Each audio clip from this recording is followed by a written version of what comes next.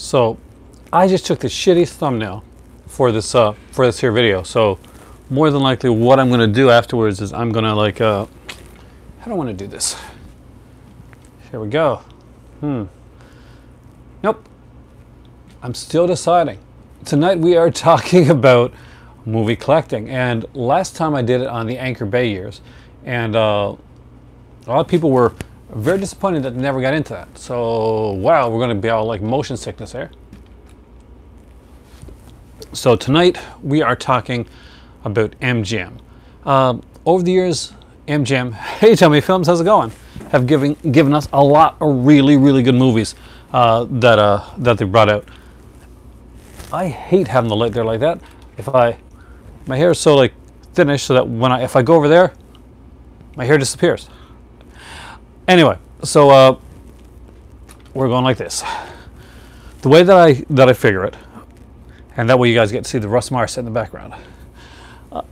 I wanted to talk about the MGM. So I've got my MGM collection took out. Like it's quite a few actually for the MGM collection.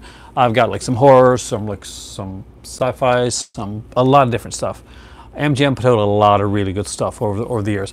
And the one thing we were watching a video. It was one of those like, you know, out and about videos type of, you know, movie collectors type videos.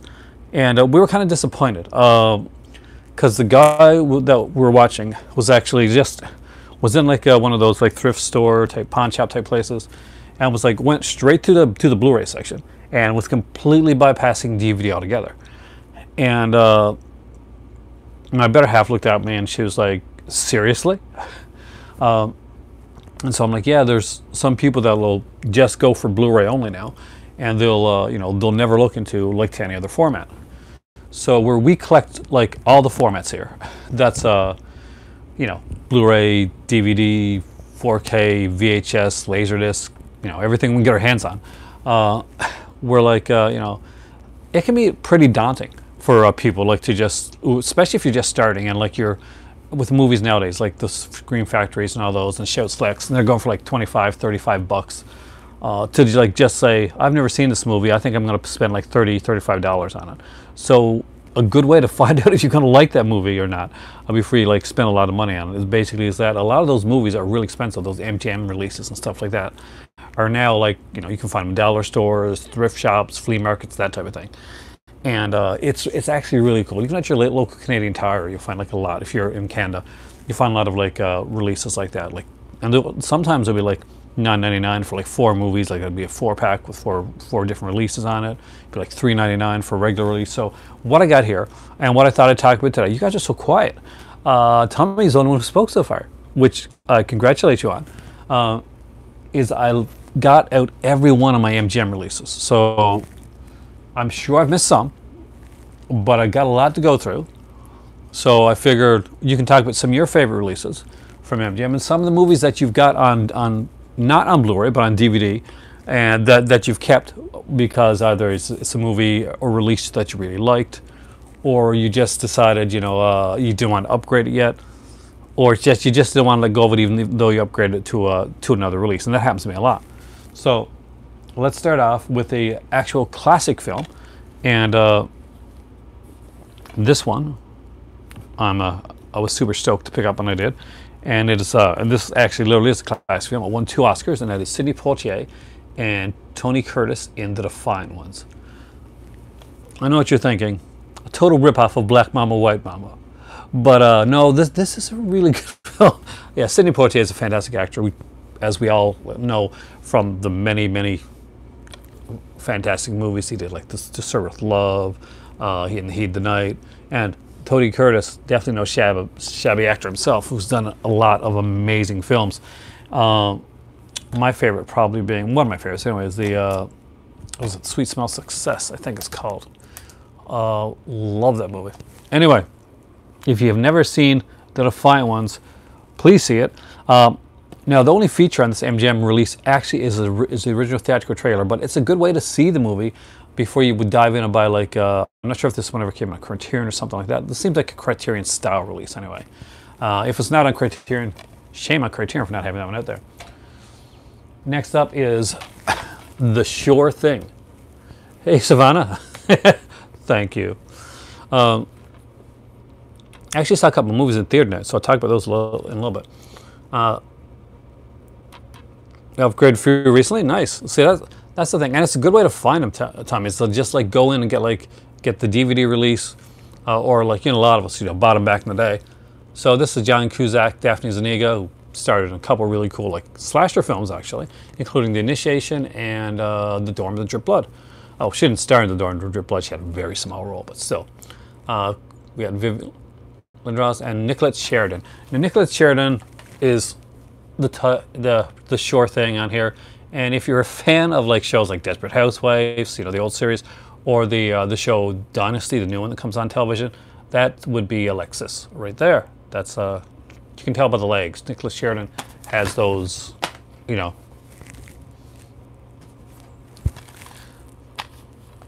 Hey Beers, I love the Sure Thing's a fantastic film, and I'm a big John Cusack fan, like especially for the older stuff. Using city Wi-Fi. All right. Well, thanks for coming in for the short time that you get to come in. I really appreciate it. And on the city's dime. So next up is a fantastic film with Elliot Gould, and if you haven't seen this one, really see this movie. It's really, really good, and that is The Long Goodbye. Love this movie. Elliot Gould was like a different choice for Philip Marlowe.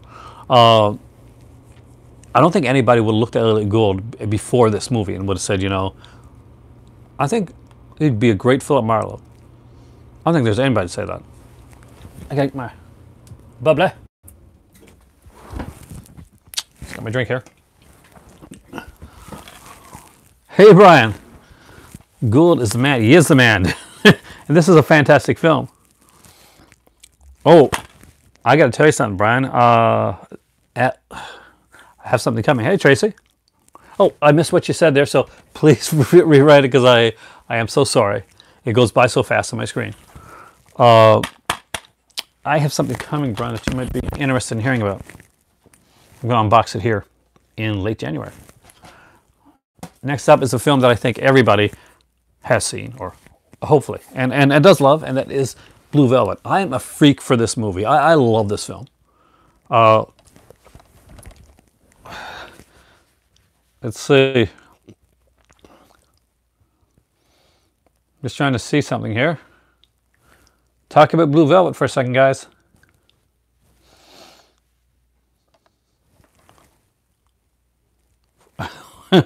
That is one fantastic deal, Savannah.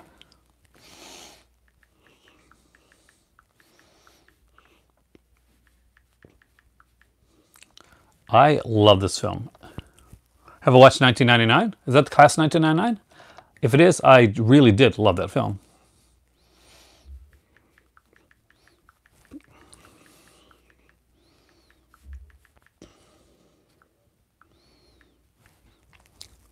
Oh, Savannah, thank you so much for coming along.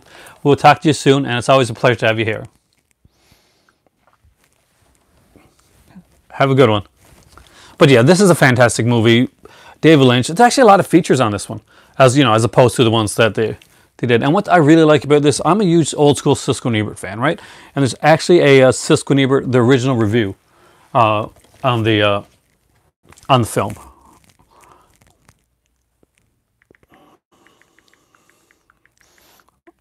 I'm right here.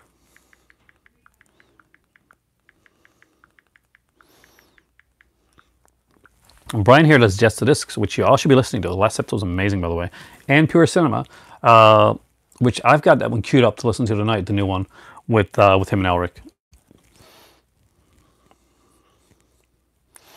I'm trying to find something here.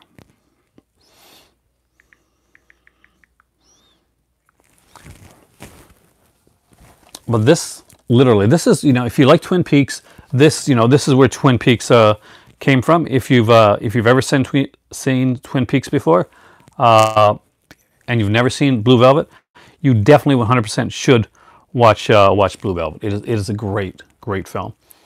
Come on here. My internet seems to be a little bit slower on my phone than it is here, and I'm trying to find you guys something. No.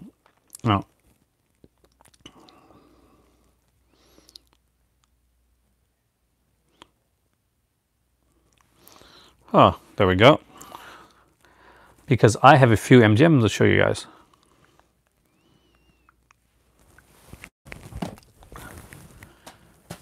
Now this one I've never opened, and I know I've seen this one like years ago, but I'll be honest with you, I don't remember it. It was done by the people that did Born. I think the ones that did Born Free. I'm pretty sure it is. I know it says somewhere here on the back or something like that, but my glasses are not the best, so. But it's Ring of Bright Water. Now, this is one of those animal ones that I saw years upon years ago. This is an unopened copy. I haven't even opened it up yet. But yeah, Brian, that's the one. That's the one I'm keeping secret, just in case you want to know. And I'm super excited about it. But yeah, has anybody seen this movie? Because it's one of those like nature, animal type movies. I know I've seen it, and I know I should open it, but it's one of my only MGMs, I think, that I got that's still sealed. So that's why I haven't opened it, and I'm hoping to find like a second copy and then open up that one, and so I can have at least one sealed MGM. I think it's my only sealed MGM one that I've got left. Next up is The Usual Suspects. Everybody's seen, and I have this one. I got this one on Laserdisc as well. Again, this is a special edition. There's a ton of features on this one here. I've got this on Blu-ray. I think I've got this one in a few formats. This is one of my favorites. I do love this movie. It's got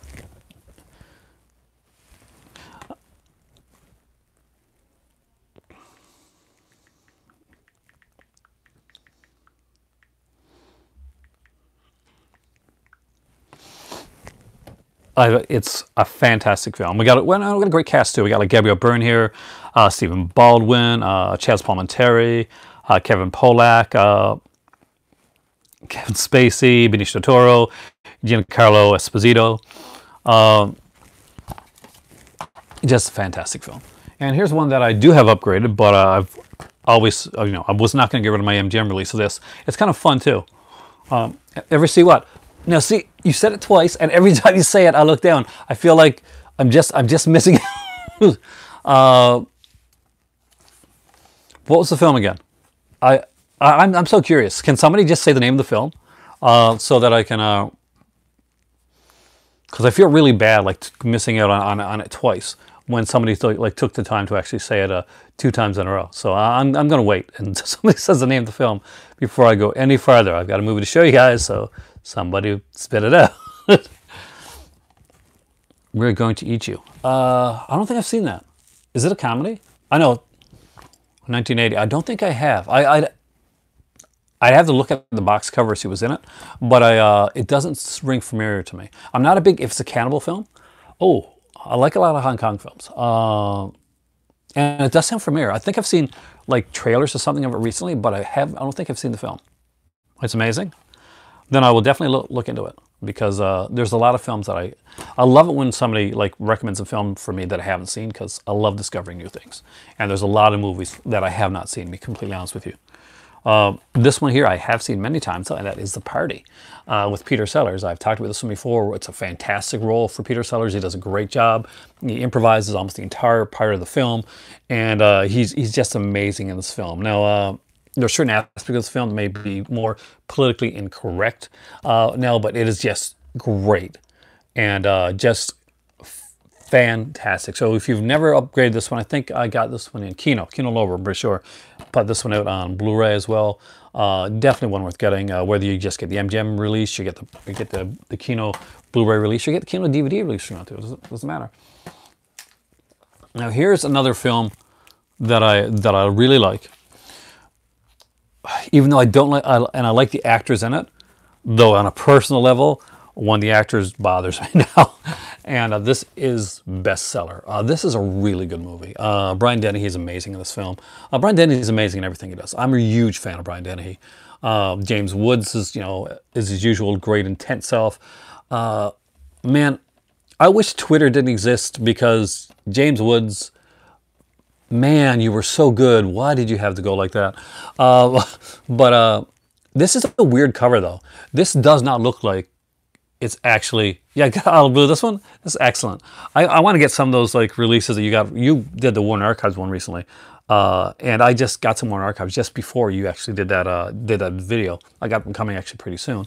Did that podcast. So I listed some that you guys listed on your Warner Archives video for one setup for release in the future that I want to grab.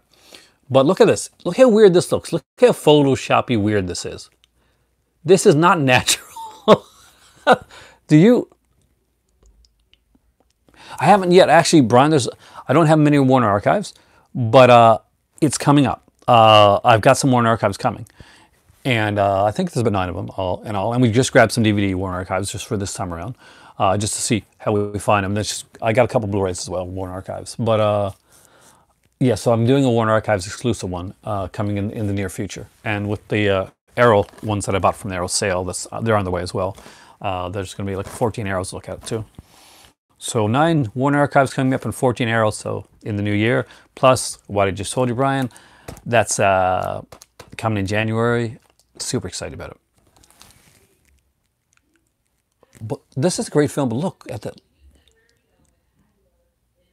It looks like it just was like plastered onto, like somebody like literally cut this off here and like pasted it onto like somebody else's like body or something like that. I always found it weird. This one's closed up because I got like 3 copies of this one. I'm not sure how I ended up with 3 copies of it though. I think this one came from the HMV sale. They was like selling it for like $1 each at the end of it. So I just grabbed an extra copy. Another movie with Daphne Zuniga. I'm a really big Daphne Zuniga fan, and that is Spaceballs, which I'm sure hopefully everybody has a copy of this one. It's a fun little film, and I actually really enjoy it. They never did do, like they kept saying they were going to do Spaceballs 3, Quest for Spaceballs 2. Hey Rich, how's it going?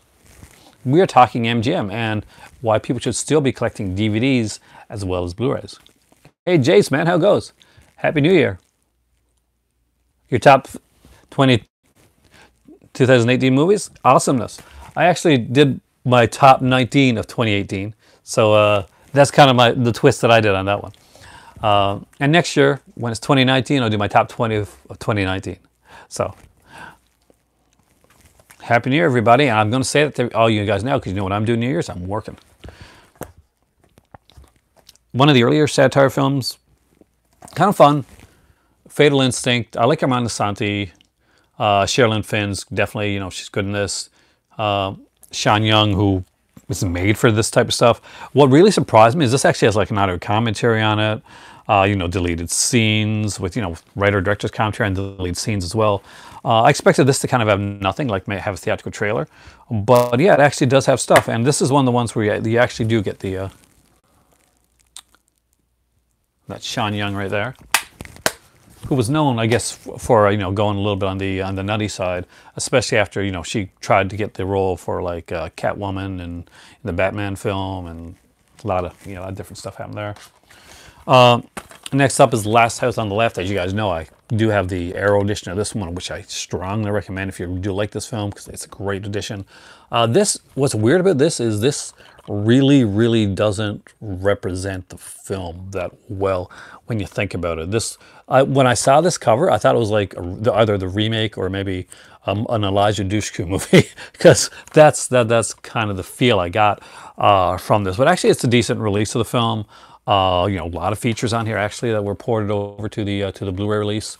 Audio commentaries, documentaries, feature with Wes Craven, Tales That Will Tear Your Heart Out, unfinished short film by Wes Craven.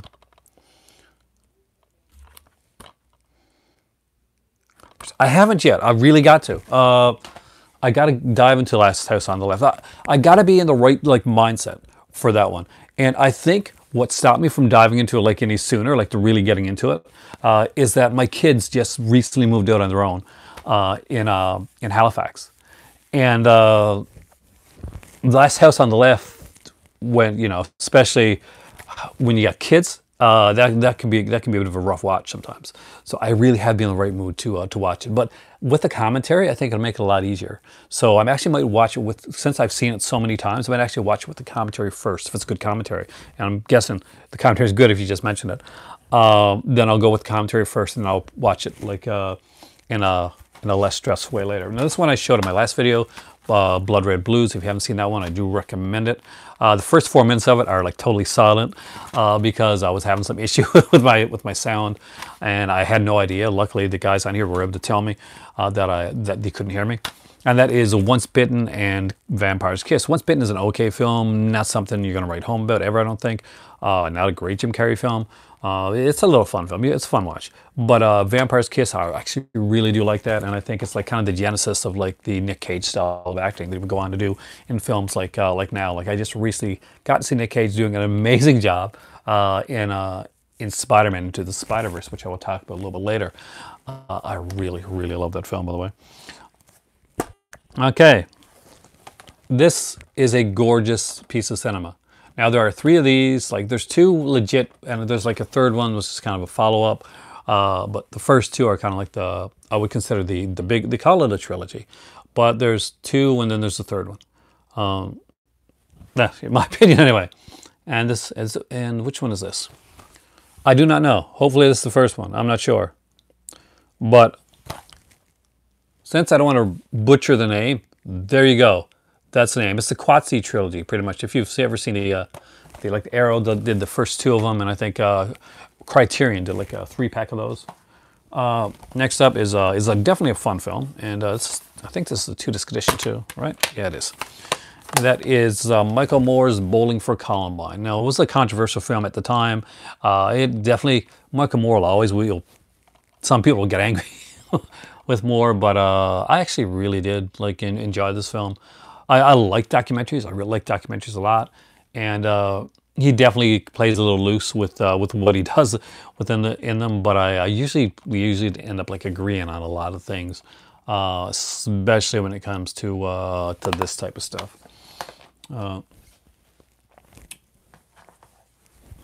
Next up is a little Jim Jarmusch film.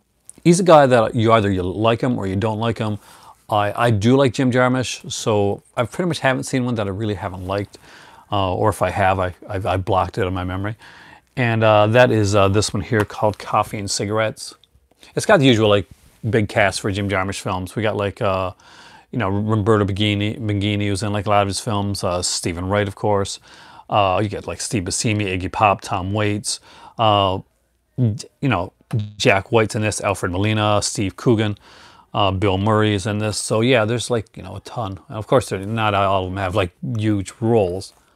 But yeah, there, see? Like-minded. Jarmusch is like one of those fantastic little indie directors. And I think no matter what he does, he's always going to be that like indie director. That's never going to go away. You're never going to see Jim Jarmusch doing like, maybe I'll be wrong, doing like Marvel Cinematic Universe. That's kind of not his thing. But that's fine, because his thing is fantastic and he does it really well. Now this is an anthology film. Yeah, you got a lot of those olive blues. Olive blues are expensive here, man.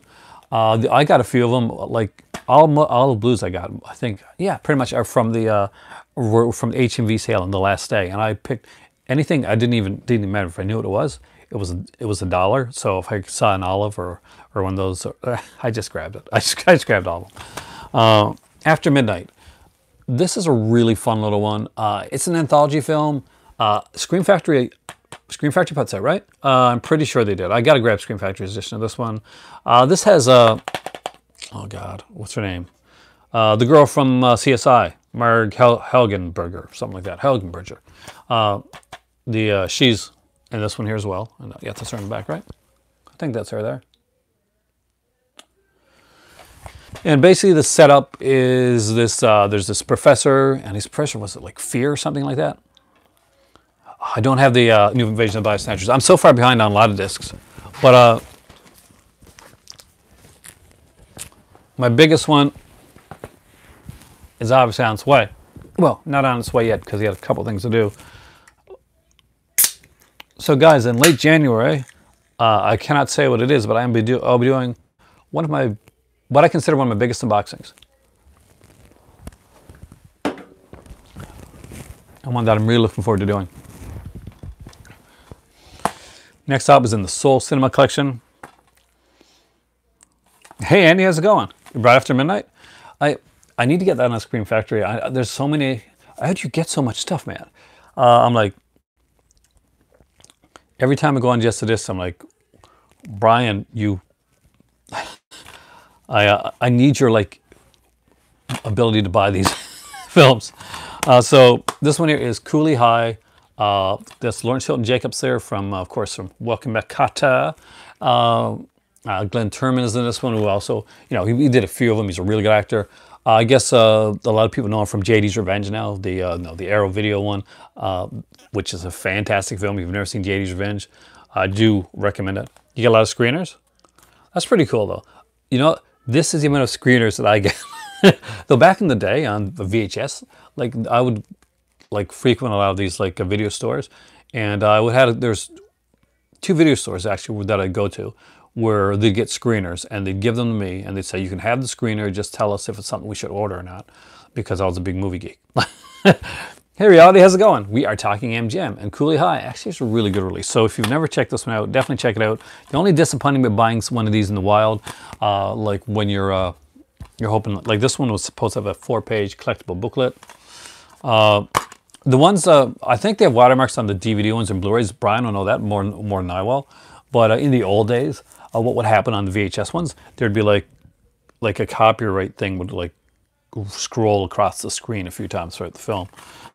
Which I think they just use watermarks and all that stuff now. But definitely check it out. And there we go. See, like the 4-page collectible booklet is missing, so bummer. Next up here is a fantastic little Sho Kosugi film, who I'm a big fan of, and that is Revenge of the Ninja. And this one is uncut, so that's actually pretty cool as well. So you get the opening there. Oh, you really? That's it. I've kept you from sleep. Thank you for coming in. Even if you only say a little tiny bit, thank you for coming in. I really do appreciate that.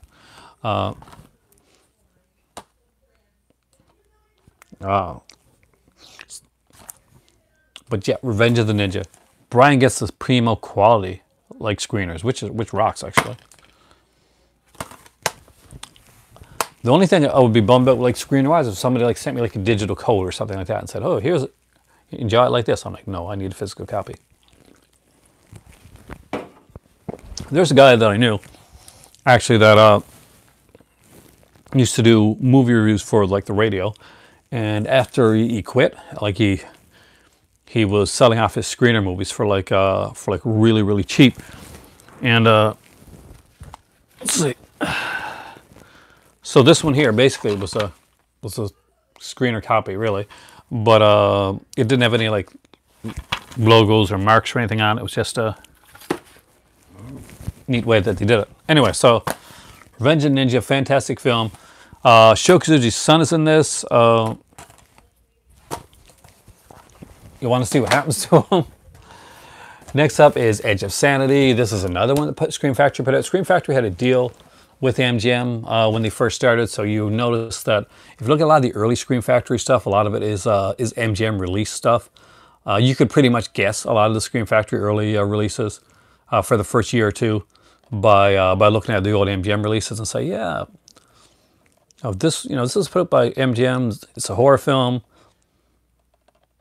That is the best of the ninja films.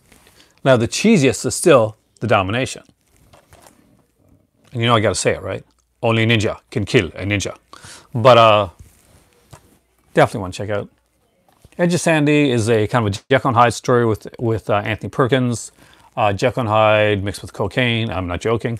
But I did enjoy this film. I had a lot of fun with this one. This has been put up by Scream Factory. If you're not quite sure if you want to dive right into the Scream Factory edition, this one's actually fairly cheap to get, so you can pick it up for really cheap. Maybe once you get it, maybe become one of your favorite films, and then you want to go buy the Scream Factory. And, next up is one that's been put up by MGM, by Scream Factory, by Arrow. And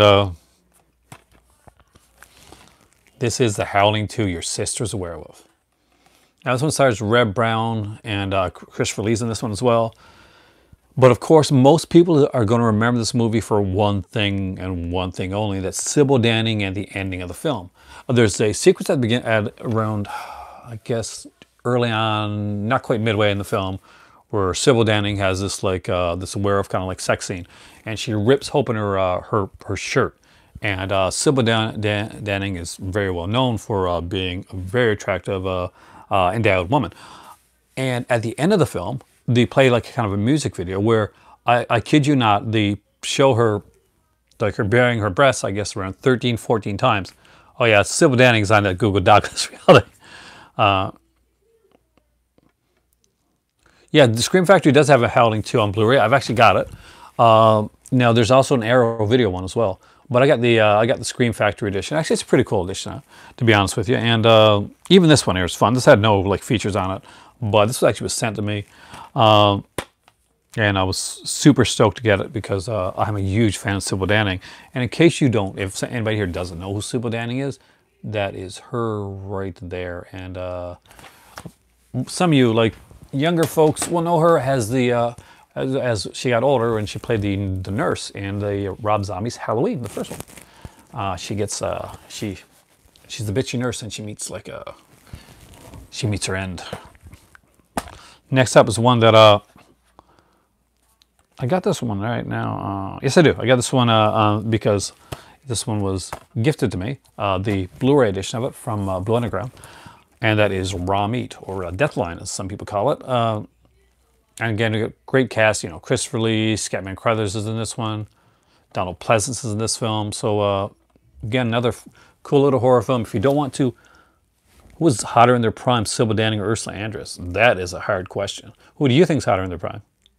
For me, and I'll be honest with you, I love Ursula Andress, but Sybil Danning is I grew up at the time when Sybil Danning was at her peak. And I was a teenage boy with like overactive hormones during that period of time. So I would go with Sybil Danning. I so would go with Sybil Danning. And the movie, you know, they're playing with fire. Oh yeah, the Blue Underground did an amazing copy of this one right here.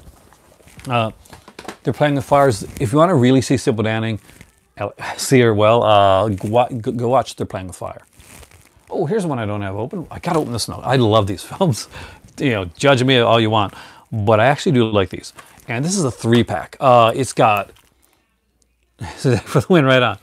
Breakin' 2, Electric Boogaloo, and of course the Beat Streets was kind of like the competition film.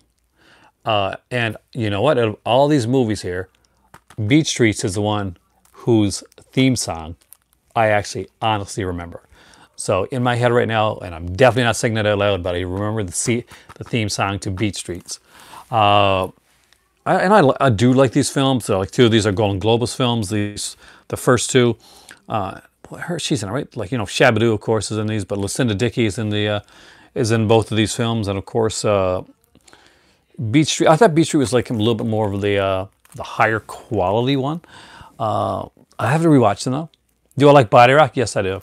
I sadly, Brian, I see this white boy, you know, did a little bit of this stuff. So yeah, I'm of the age to have, you know, both breakdanced, skateboarded, and lived in a time where people were like talked a lot of valley talk.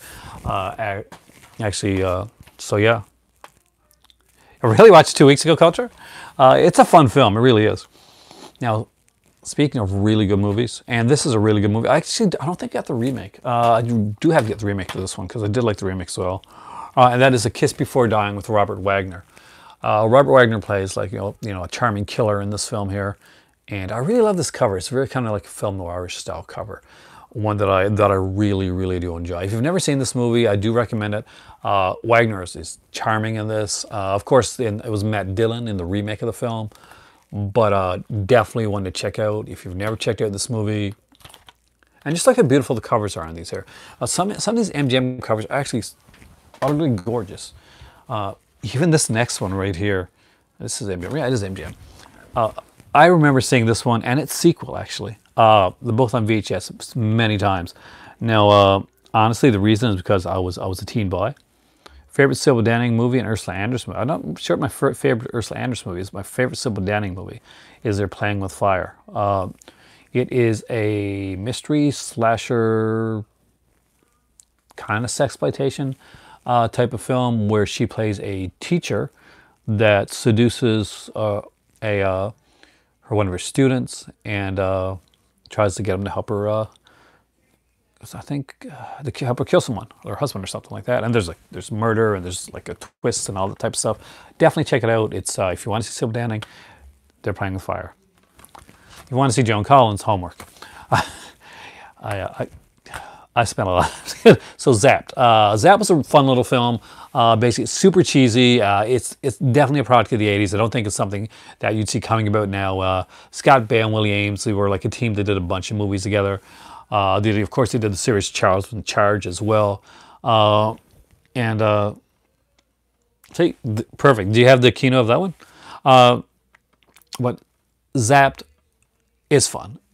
Basically, Scott Baio plays this guy who ends up getting like these powers, like kind of like telekinetic powers, and very cute girls in this. Yes, see that drawing there? That's Heather Thomas from I knew it from what's the name of it? T.J. Hooker. Yeah, T.J. Hooker. I need to get Zapped again. I don't have that one. I don't remember it being as good, but I did like it. Now, here's a movie that I really do like that not a lot of people talk about.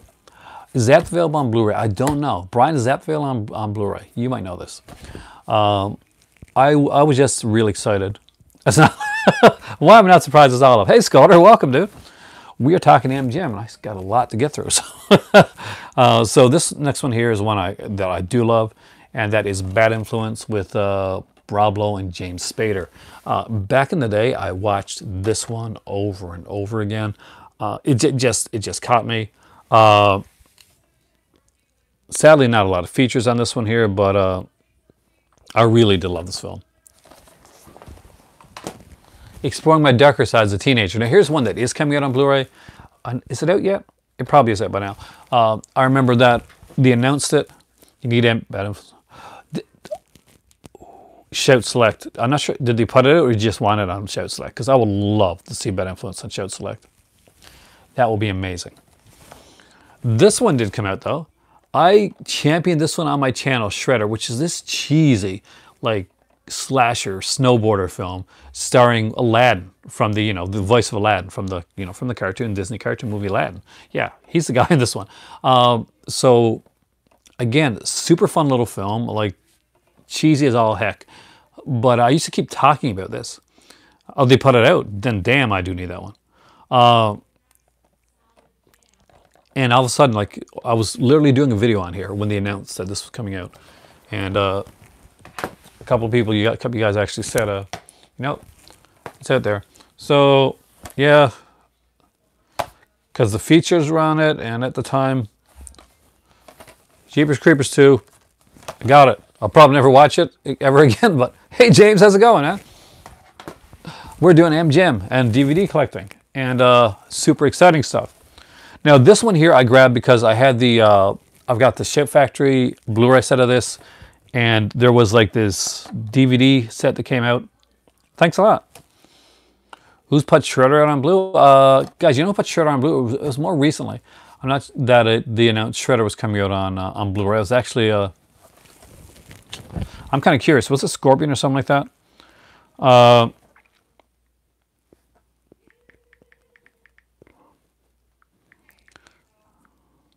I'm checking. Yeah, Scorpion releasing as putting, or if they haven't already putted Shredder on Blu-ray, they're the ones that are putting it. It's actually got a really cool cover.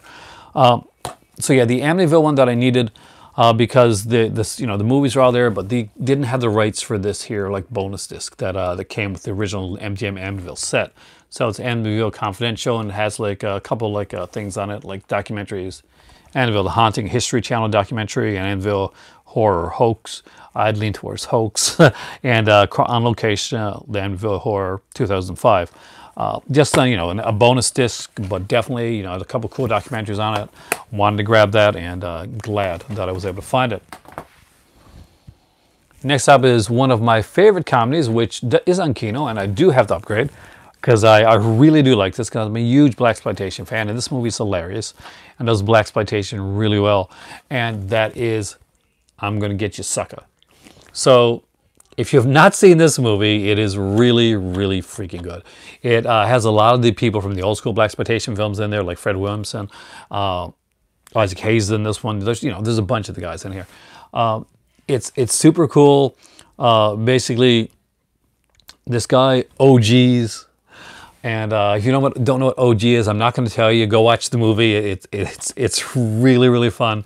What's really fun, one of the standout sequences is there's this pimp character, kind of like this Dolomite style character, who gets out of jail, and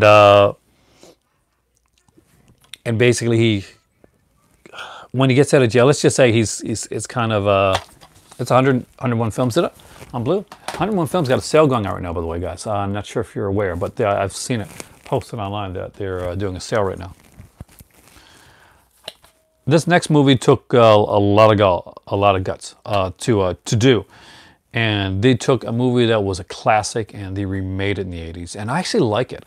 Not everybody does. Don't OG, yeah. I love that film. And that is Breathless. Now, Breathless is a classic film. The original Breathless is amazing. I've got it on Criterion, and it's a great Criterion. Do you have any of the Midnight Madness releases? Yeah. And for, just so you know, James, you know me, James, I'm going to leave those till last because, keep the good stuff till last. Keep people watching. Breathless as a remake actually isn't bad. It is definitely not the original film.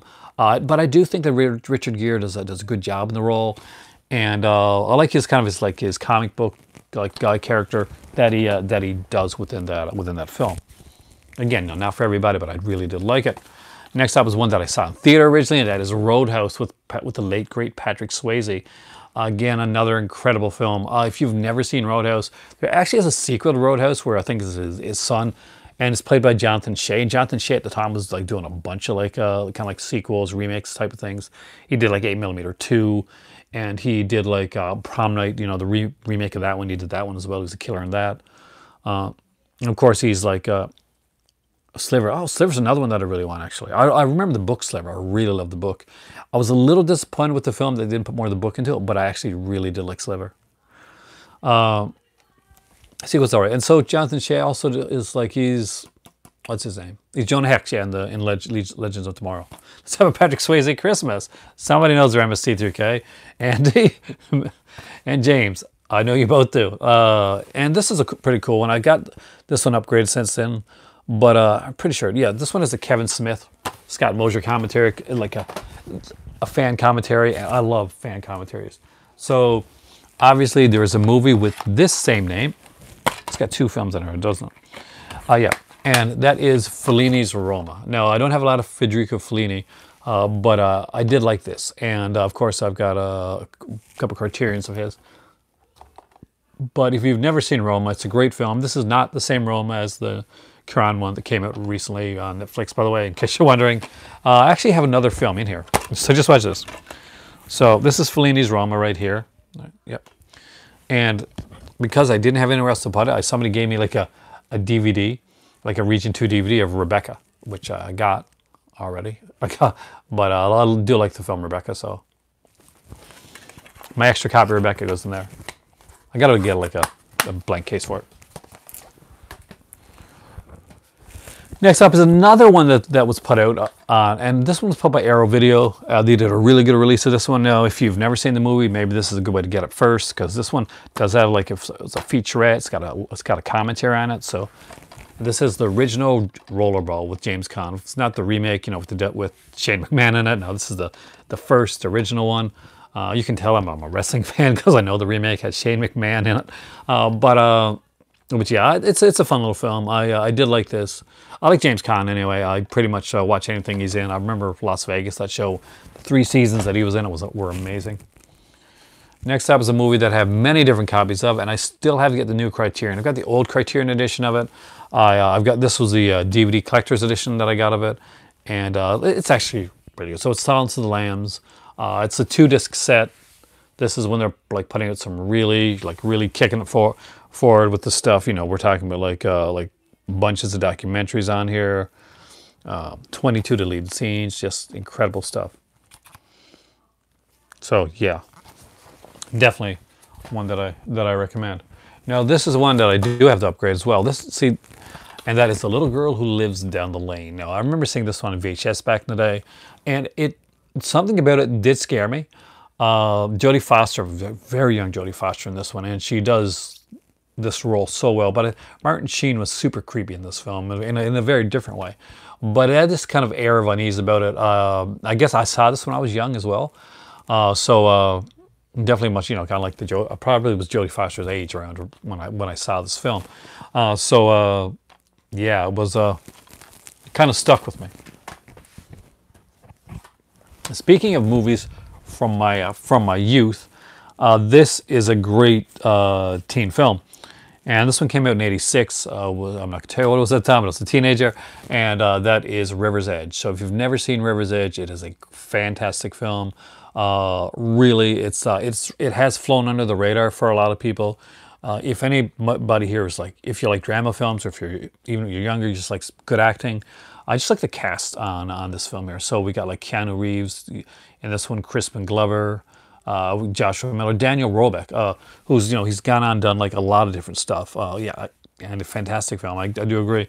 Daniel Roebuck has a really important part in this movie. Much different than he would do later on, and like in the Rob Zombie films, or like in Matlock, stuff like that. Because Daniel Roebuck actually went on to be in this show Matlock, one of the best films of the '80s. I do agree. Now this is one that I have upgraded. Here's one that I got an upgrade to, and this is Cyborg. So this actually is the MGM UK release of Cyborg. I'm a huge fan of this film. It's by Up Pion. I hope I got his name right there. This is the guy that actually directed like the 1990 version of Captain America, and he has his own cut of it and everything too. So, but Cyborg's a really fun film. If you've never seen this movie, Shout put this out. I think Shout or Scream. Scream or Shout. One of them put this out. It's the same company. It's just different subsidiaries. But I did really find some fun. Next up is another one that I've upgraded with the Arrow release. And Scream, thank you. And that is Coffee. For me, this is the best Pam Grier film. A lot of people go with Foxy Brown. Foxy Brown's a fantastic film as well, but Coffee is the one for me, and Pam Grier is utterly, utterly gorgeous. 2 cuts of that movie, really? And this is the beautiful Pam Grier here, and so wow. Okay, but yeah, Coffee rules. Even though I always say it's time for tea, Coffee does rule in this case. Coffee rules. It's a fantastic movie. One of my favorite kind of like song and dance type films from back in the day is this one right here, Singing in the Rain. I watched this movie like a lot, especially when I was younger, and I was doing like certain plays, and some of them had like musical aspects to it. Or had like movement. I'd watch this movie a lot for kind of like the movement and the style that they do in this film. So this was one of my study films. Singing in the Rain is a fantastic movie. Great songs, great choreography in this film here, and Gene Kelly is amazing. Donald O'Connor's amazing, and Debbie Reynolds, who never gets enough credit, because she's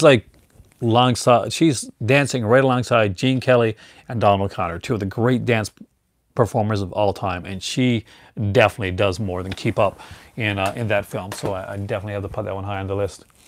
This is one I got upgraded to, and this is Cuarón, the guy that I mentioned earlier, and this is, I think, one of his first, if not his first.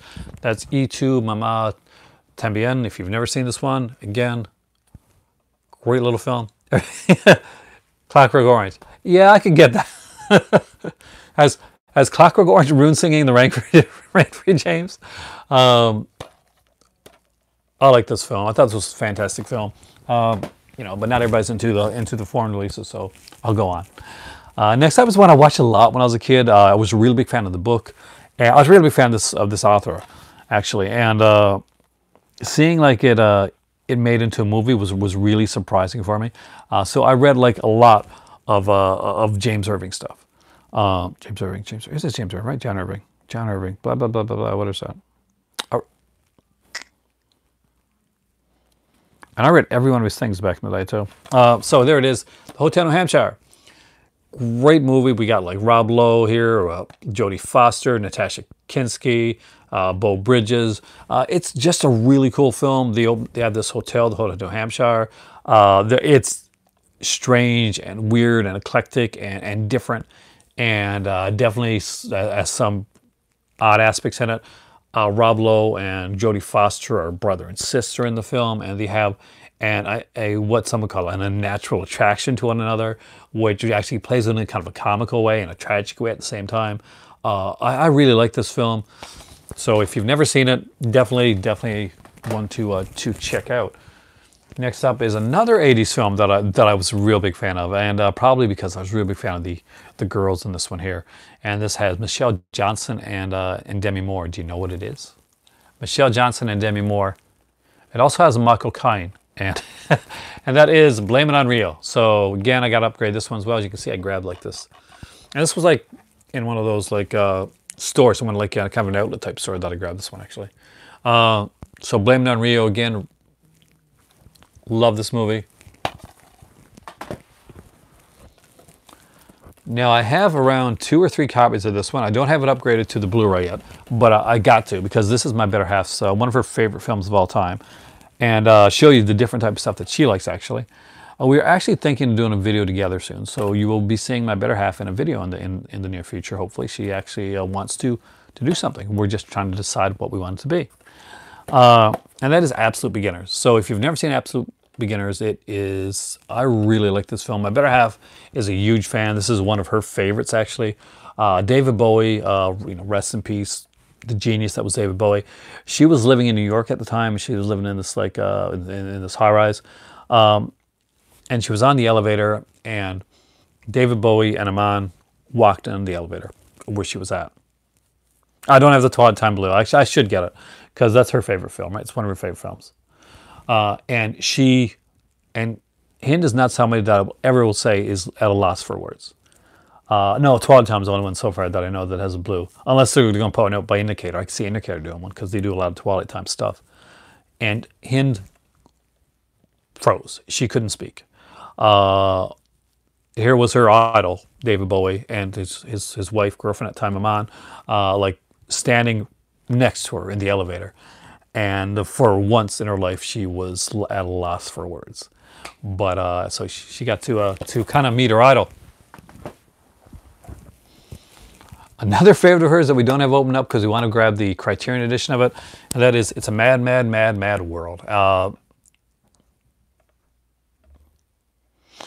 Again, really fun film, great cast, tons of people, my God.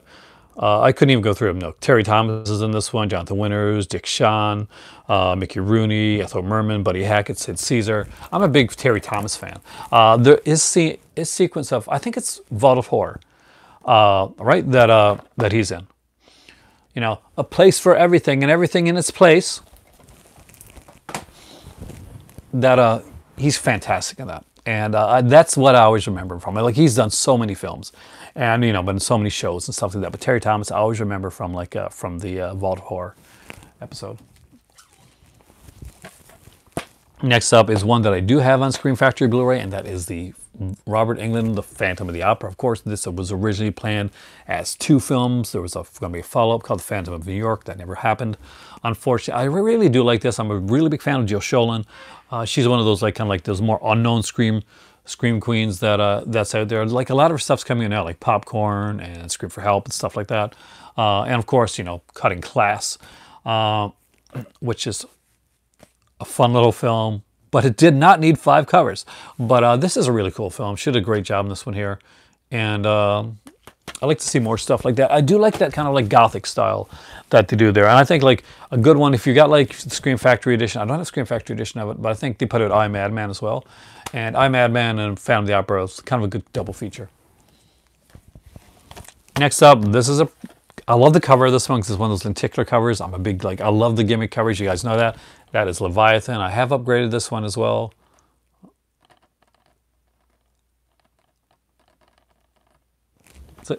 I'm Madman. That's another fantastic film. And it doesn't get enough, nobody talks about it either. That's, another one that needs to be talked about. So I haven't seen I, Madman, guys. Definitely want to pick up from Scream Factory. I do have to get that one as well.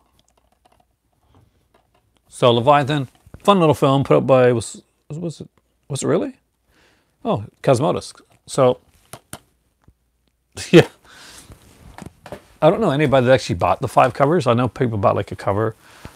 Was this really a 2-disc cassette? Well, okay, so I'm a huge fan of Stephen Queen, and yeah, it was. It was really not a good. It was what's one of the. Okay, I love Vinegar Syndrome, but that was really not a good idea. So this is The Great Escape. I have a couple editions of this one here, so let's get them out of the way right now. They each have different features on them, by the way. So this one's put out in the UK, and this is the other 2-disc one. I think somewhere here I've actually got a 1-disc edition of The Great Escape as well. It is a favorite film of mine. I actually really do like this movie. James Garner, Richard Attenborough's in this film. This is the UK edition, and there are different features on here. I'm not sure what. Let's see if I can find out for you. I think it's a different commentary or something like that is. Or the commentary is not on this edition. Is there a commentary? No, there's a commentary on this edition. But I know there's something different on this one from this one. So, and I do not know if I can find it now. But there's something. I'd have to look it up, and I'm not doing that tonight. Next up is a classic little film here by Jeff Lieberman. That is Squirm. Definitely one that I need to upgrade, I think.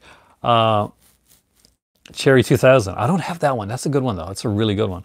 I got to upgrade Cherry. I got to get Cherry 2000 and upgrade it. 10 slipcovers. Yeah, because you want to make sure, just in case one of those got like really chilly in the night and you had to put an extra slipcover on it because, the movie got cold. Or like make all your friends jealous by just taking random movies and just cutting class slip covers on there, making them think you've got like 10 copies of it. The Arrow and Scream. So you got both. So you're like gonna double, triple tipped on this one. Squirm, actually a really fun film. Watch it with Slugs. Slugs is another really fun film. Not you yet. This was a really big find for me because this one's out now on Blu-ray. Oh, welcome back, Savannah. But at the time, this was not available to get anywhere. And I think shortly after it was announced on Blu-ray, and I've got to pick up the Ship Factory edition of it. That is Adventures of Buckaroo Banzai Across the Eighth Dimension. Of course, this is one that I did see early on. This is a film from my youth. This came out in '84.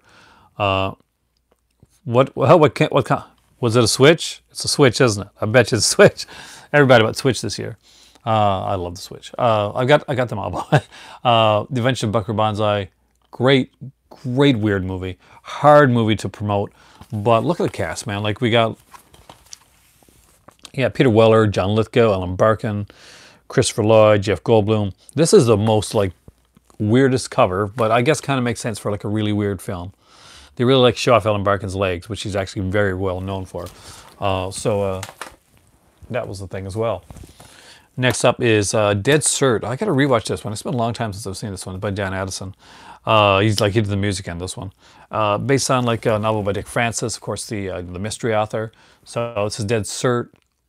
And that is Dame Judi Dench there, a younger Judi Dench too. How old is this movie? 74. So yeah, very much a much younger Judi Dench in this one here as well. And again, it's a Dick Francis novel because there's murder and there's horses. So that's how you know Dick Francis. Next up is Species: The Awakening. This is the 4th Species film. I think this might have been a Sci-Fi Channel one or something like that. So actually it was kind of cool to grab this one up.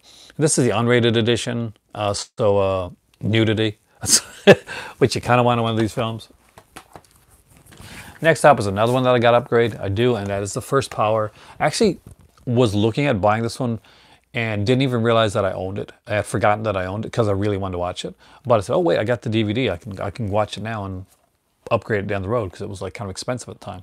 But yeah, I do like Lou Diamond Phillips. The First Power is great. But the real standout in this one here, what's his name? Jeff Kober, right? Yeah, Jeff Kober. He's one of those like creepy looking dudes. I'll show you. Oh, you got yourself a PlayStation 4. Oh, that's a great game console. They do amazing stuff on the PlayStation. Yeah, this guy's like creepy in a lot of stuff. He's just got that. He's got the right face for it, like for the creepy aspect of it. This one, of course, I got the Scream Factory edition of, and that is The Lord of Illusion.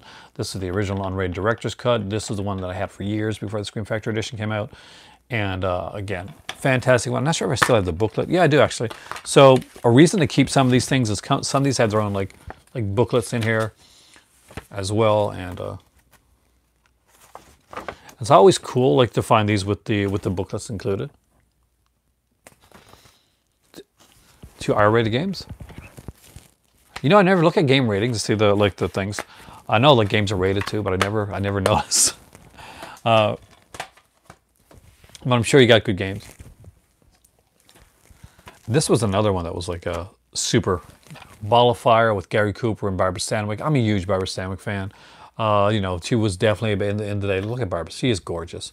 She is a classy lady on the Google Doc list. That's who she is, and I love Barbara Stanwyck. She's such a strong character. See, Rich wants to know games. I'm a big fan of I've got a weakness for redheads. My very first girlfriend was a redhead. I was really young. I was like I think I was the first person in my class to get a little girlfriend. Or like what you call a girlfriend back in the day. You know, holding hands, that type of thing. Wrote you little like love letters in the mail and all that type of stuff. So my first girlfriend was a redhead, and that was a weakness for me when I was growing up. I would always like fall for the redhead, the ginger lover. Yes, actually I was, and I would always and it always break my heart, man. It always break my heart. No, not really, but no, I actually did.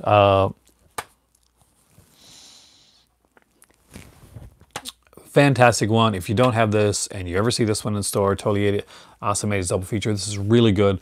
Class is a fantastic film. I love the movie Class. I definitely can relate to the geekier Andrew McCarthy from back in that day. I was super geeky, and every like young guy definitely want to be Andrew McCarthy here. He meets this like alluring, but there's, you know, redheads, you know. Oh, I'm married to a brunette right now, and she's amazing. But you know, when I was young, that was my thing. But he does so good though. Like I don't think he's definitely gotten older, and you know he looks different. You know that's the thing. But he's so good, like in creepy roles now. Andrew McCartney, right? So this is like Jacqueline Bisset, and she's amazing in this film. Her role is way more complex than you'd imagine. Rob Lowe again. Rob Lowe was a fantastic actor. He still is. He really is a fantastic actor. And this one here is pretty fun too. We got C. Thomas Howell, Lori Loughlin is there, right? That's Lori Loughlin, yeah. And I think is that? Yeah, just Kelly Preston. So yeah, Secret Admirer. Actually, I haven't seen that one in a while. I got to rewatch that one. We're getting into some of the creepy stuff soon. So anybody here that's been here for the creepy stuff, you're going to get that very, very soon. Next up is Portrait of Jenny. This is not a creepy one. This is Jennifer Jones and Joseph Cotten. Anything Joseph Cotten I'll watch, because my favorite Alfred Hitchcock film is, do you know what? It's Shadow of a Doubt with Joseph Cotten, Teresa Wright, and MacDonald Carey. Great, great film. If you've never seen that Alfred Hitchcock one, please watch it. It is amazing. Next up is one that I did upgrade. Oh, yes, I am actually. Well, I've been with my my better half now. Well, we've known each other for about like 10 years, and she is an incredible lady. And we did like a commitment ceremony, and when you've been together for as long as we have, yeah, you call it marriage. We do want to go make it like all legal. So that's actually, hopefully, fingers crossed, that'll be something we will do in the near future. But I see myself as married yet. Yeah, I know, but some people don't. Plus, I'm ancient. You got to remember, I'm ancient too. Sinbad and the Seven Seas. This is a really fun film. Oh, it's a fun movie. It's a horrible movie. Like, yes, it is a bad movie. Super bad movie. Super fun movie though. I cried watching this film, and I think John Steiner really made it for me. Like, you know, John Steiner from Tenebrae. He's the villain in this film. Oh, this is so bad. But it's so bad, it's so good. But you gotta like bad movies going in. If you don't like bad movies, then you're gonna be like blown away by how horrible it is. But yeah, it's a fun film. Tank Girl. Yo, Corey, how's it going, man?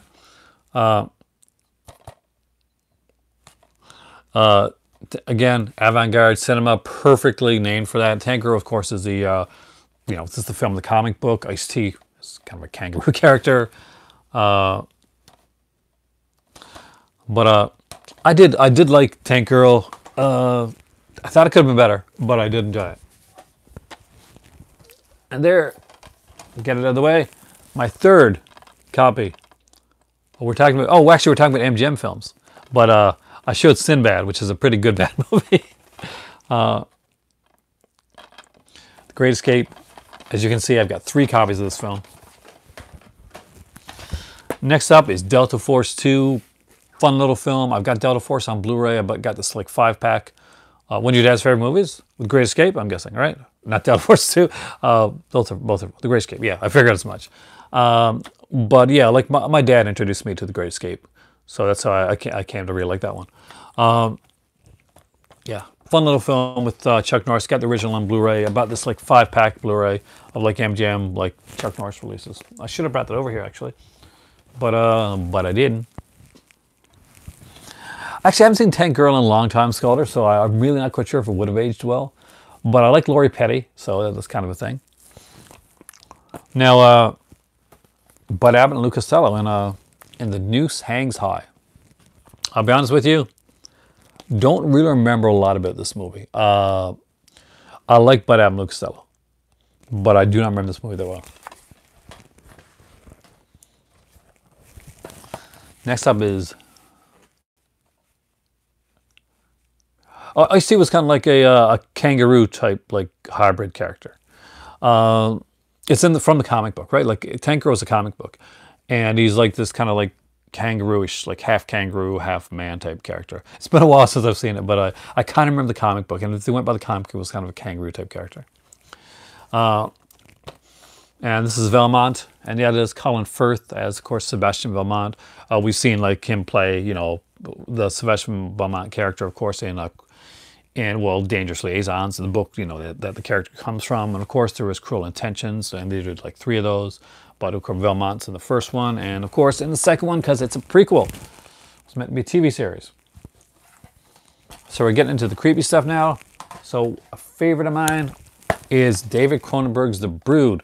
I do have to upgrade this one. I seriously need to upgrade on The Brood. A great film. Oliver Reed is great in this. Is it Samantha Eggers in this one? No, it's not. Is it? Yeah, Samantha Egger. Fantastic film. Art Hindle's in this as well, and I'm a huge fan of Art Hindle. I grew up with like get the Criterion. I know, I really do need the Criterion. This one. It is an amazing film. Now this one also came out by Scream Factory. They were originally going to put this as a double feature with another film, but I was one of the people that like said make it its own feature, and I didn't get Scream Factory yet, which I feel horrible about because I actually really asked for it. And that is Scarecrows. I do like this film. I think it's a fun little film. It's, you know, it's a low budget horror, kind of flew under the radar back in the day. A lot of people wanted to see this one come out on Blu-ray, and it finally did. Not the best cover for it though, I gotta say. But yeah.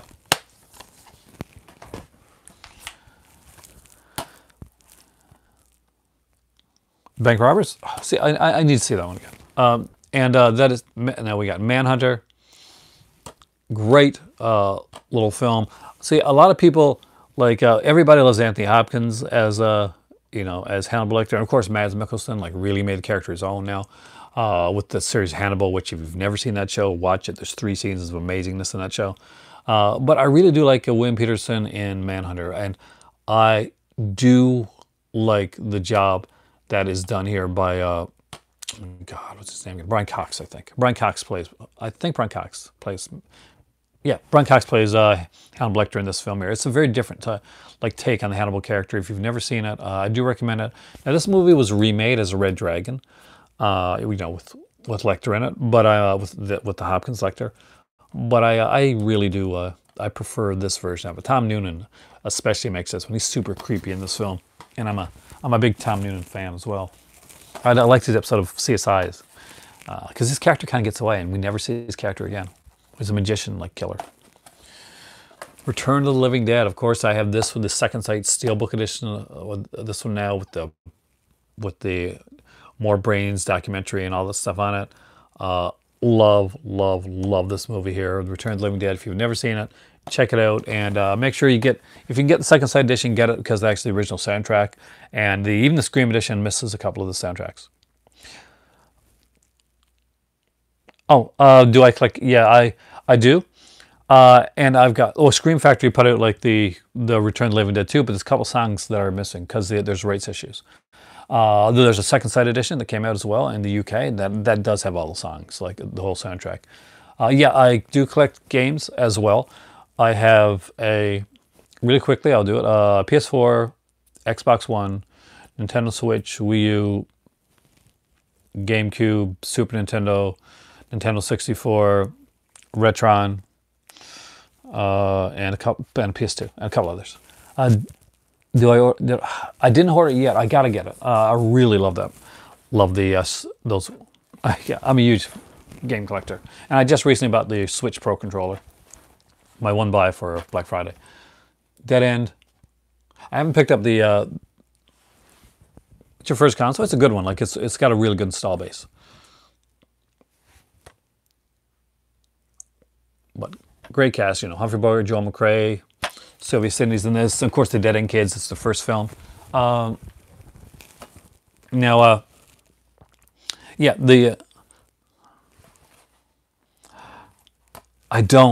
I really want. See, recently, Warner Archives put out "You Knows You're Alone" again, right? "You Knows You're Alone," like again on DVD and on Blu-ray, and I do have to get that one. Oh, stay tuned. Yeah, that's what I want as well. Got 11 consoles? Right on. I don't think I've got that many. I don't have that many. No, I do have some handhelds as well, if they count. I got like pretty much every iteration of the Game Boy as well.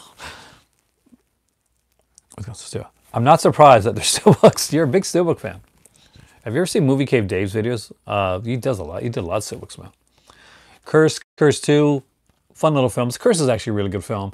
Curse 2 was super cheesy, but a ton of fun. You would have loved Savannah. Back in the day, there was a place here we called Future Shop. It's closed down now, but they used to have like, what you could do, you could buy the game, but they'd have like for like $5 more, they'd have like the steel books. You could buy the steel books on their own. So if you already had the game, they'd have like steel books that you could actually, put the game in. Super cool collector's editions and all that type of stuff. So, getting into some yeah, Will Wheaton is in the original Curse, yeah. Oh, have a great night, Andy, and thank you so much for joining us here in the movie club. Have a fantastic evening there, and I'm getting to midnight movie stuff, so come back to watch that later. We're at the 72-minute mark. There's where we get started. There are so many great games out now. Invaders from Mars. This is the remake, of course. Tobe Hooper. I've actually upgraded this one to Scream Factory Edition, but this is a pretty cool cover. I love the fun facts that they put on the back of these things. And you can see this one actually has like a couple special features here, like a featurette, sci-fi promo featurette. And huge fan of like this movie. I think it was an criminally underrated Tobe Hooper film. Next up is War Gods of the Deep with Vincent Price. Actually, not one of his best, but I do like it. It's an enjoyable film. It's Jacques Tourneur directed it, and so there's going to be like that stylistic touch to it. But I don't think it's one of Jacques Tourneur's best films, but I do have fun with it. Definitely an enjoyable, fun film. Next up is the Men in Mass stuff was awesome. Oh, the Xbox One has the Sony PlayStation 4 can do 4K streaming, but they don't have a 4K hard drive in their system. Only the Xbox One S and X can actually play physical 4K discs, which is a really bad mistake by Sony. So this is the Premature Burial and the Mask of the Red Death. Great stuff. I got both these. I've upgraded like this one. I got to get Premature Burial though. But PS4 has the most games out of the whole game library out of those two.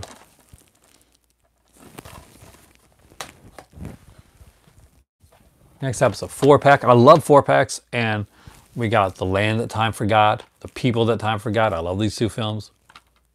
Yeah, you have the 4K TV too.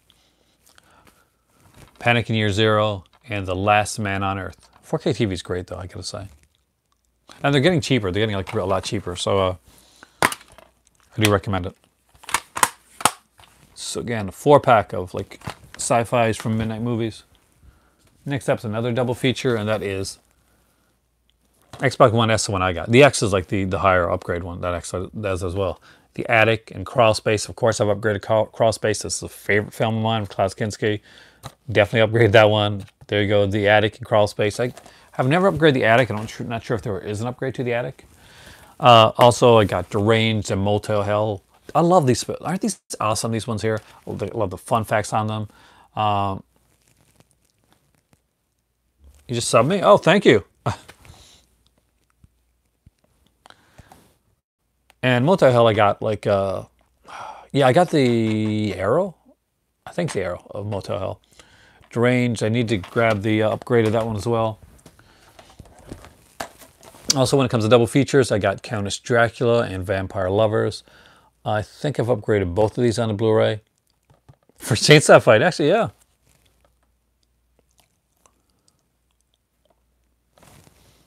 Actually behind me.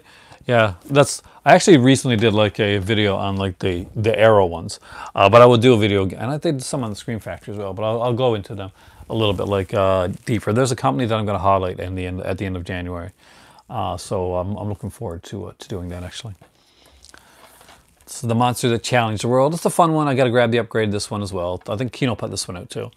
So one of the Kino sales, I'll grab it. But for now, it's a fun edition of it, so I'll keep that. Next up is one that you've already seen in the 4-pack, but I originally had it like bought it at a pawn shop, and that is The People That Time Forgot. When I lived in Alberta, actually. You don't any of the Midnight Movies? You should be able to find, like around here, I find them every once in a while, like in like dollar stores and stuff like that, and I always grab them when I find them. But The People That Time Forgot and The Land Time Forgot were really like important to my childhood, actually. I'm not even joking. When I was in Alberta, I lived in Alberta, just before I left, Doug McClure, yeah, Doug McClure's in both those films. He's actually more in the Land That Time Forgot, I think, than The People That Time Forgot. I think like he's in it, but Patrick Wayne is the big star of the People.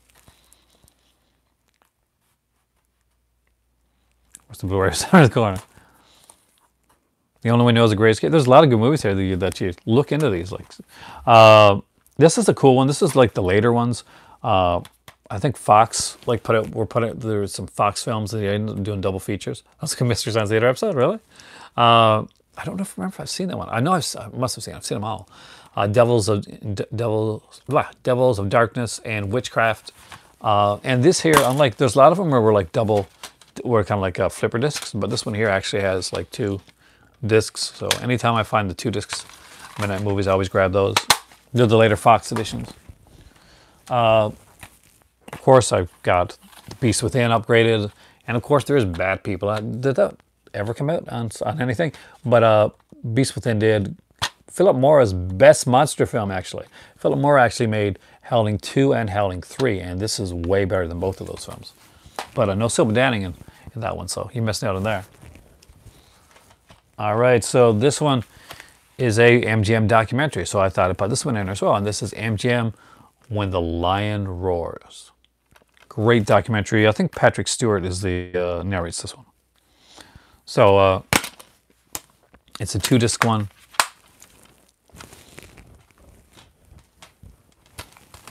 Another triple feature, and that is the Carrie 3-film collection. I'm a huge Carrie fan. So it's the original 1976 Carrie there. We got the Rage Carrie 2, and of course Carrie, the 2002 television film movie with, what's her face again? I can't remember her name right now. I'm totally out of it. Oh, Angela Bettis. Oh, Renee Sofer's in this as well.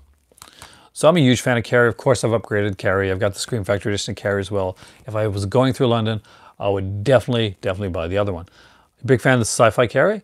Yeah, it is great. I mean, like, I can't say there's a Carrie edition that I don't like. I've liked them all so far. And I grabbed this one, even though I already had Cyborg. I wanted to get the other 2 as well. Steelbook came, oh, nice. And that is like, I got like this one here with Death Warrant and Double Impact. I mean, like Van Damme movies are fun watches. Never saw her have the TV. Angela Bettis is really good in that one, so I do recommend it. It was meant to be a TV series, so there's a different ending on it than you would expect for Carrie. But it was meant to go on to a television series that didn't make it. But yeah, this is a fun one. And I think this is on all, yeah, each one has its own disc. So, you know, we got Cyborg, Death Warrant, and Double Impact, which is actually a pretty solid, like, triple feature from Van Damme. Speaking of triple features, this is, that's actually a thought. But I actually bought 14 from the Arrow sale already. But if MVD is releasing Double Impact, nice. So I might have got that. You know, I've become an MVD fan. So we got like Club Dread. I got to rewatch that one. Some people say like it's a really good movie. When I saw it originally, I was not a big fan. Maybe I got to give it another shot. Killer Clowns from Outer Space, of course, got this on Blu-ray. And Killer Tomatoes Strike Back was the only way I was able to find this one, actually. And I do love the fact that each have their own disc. I got to rewatch Club. Do you think, guys, is Club Dread worth rewatching? Because I remember watching it and not really being a huge fan of it back in the day. There's a ton of features on this, like Killer Clown one. Another 4-pack, and one of them I've got another one. Club Dread sucks. See, that's what I thought. I keep hearing like mixed things on it. But I was never a big fan. I love like a slasher, like comedy film, but Student Bodies is mine. That's my slasher comedy film. That's my go-to. I don't actually own it now. I actually got to buy that one. I got to rebuy that one. I used to have it back in the day. Edge of Sanity, The Spiral Staircase. Spiral Staircase recently came out from Kino, I think. Whatever Happened to Aunt Alice, and Equus. Equus? I think it's Equus. Again, another 4-pack. And one is like the Edge of Sanity and Spiral Staircase are actually like kind of like double, like discs. But Whatever Happened to Aunt Alice and Equus got their own like discs. So pretty cool that way. Wow, I'm down to my last 3. So let's get these done. Next up is I Bury the Living. With Richard Boone. The first, I think I saw this one, and then like shortly, it was kind of weird because I saw this one on like one of those like Saturday morning like monster shows, and like a week later I was reading Stephen King's book, my favorite Stephen King book, Danse Macabre, and anyway that was mentioned in that book. 2 more to show you guys. Next up is The Pit and the Pendulum, a fantastic one. And I do have like the Blu-ray of this as well. Home video rental. And the last but not least, because it's fun. It has a couple good movies and a couple movies. And this is the other Midnight Movies sci-fi one. It's kind of weird because you got some classics like the Angry Red Planet, which is a weird but fun little film, and The Man from Planet X, which I do like. And then you got Alien from LA with I think it's Kathy Ireland there, and that you got Morons from Outer Space. And I got to be honest with you, I don't know if I've watched, like, since I got this one anyway, Morons from Outer Space. I know it was like an 80s film, and I know I saw it back in the day, but I haven't seen it like since then. So wow, there you guys go. That is pretty much my MGM collection, at least my MGM DVD collection. If I had to go look for my MGM Blu-rays, man, we'd have again, finding those. I literally got it stacked up to the to where I'm sitting at right now, like 3 big piles that I've got to put back. Yeah, actually they do. Actually, I was asked that question recently. Do DVDs and Blu-rays look good on a 4K TV? And I think a lot of that. Oh, I'm definitely buying a new Halloween one. That's on my list of stuff to buy. Because people think like certain DVDs and stuff didn't look good. What movie was crap? Not the 2018 Halloween. That was amazing.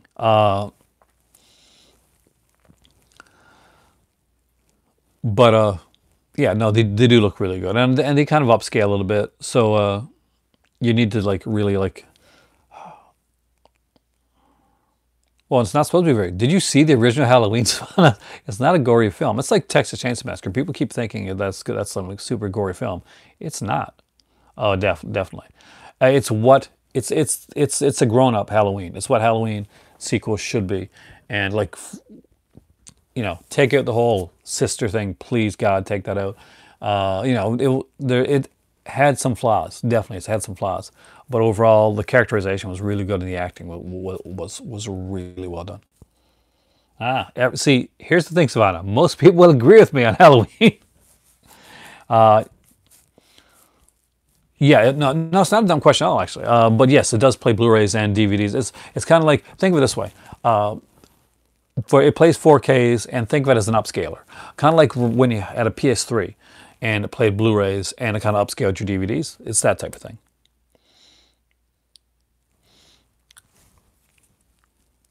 First 10 minutes of what? The first 10 minutes of Halloween? Dude, you need some more than the first 10 minutes of Halloween. It's like, it's a slow burn. But when it starts, he's brutal. And the thing is, you don't have to see it on the screen because you see the After Effects, and the After Effects are worse. That's the thing is, it's pretty much, if you've ever like, you think about getting one? If you got a 4K TV, definitely something to look into. That's what I grabbed first. I thought that the Xbox One S was definitely serviceable. Actually, then you're going to have to buy it, Savannah. It's got a steelbook, and it's a really nice looking steelbook. Uh, but yeah, no, it's definitely a really good serviceable like 4K player.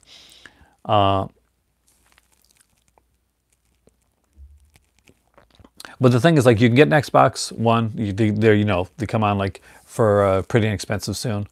And what you do is you're when you see like 4Ks come out that you like, and you'll get ones that'll come out that'll be similarly priced to like Blu-rays, and they'll have like the 4K Blu-ray like combo. That's what they do with most 4K releases.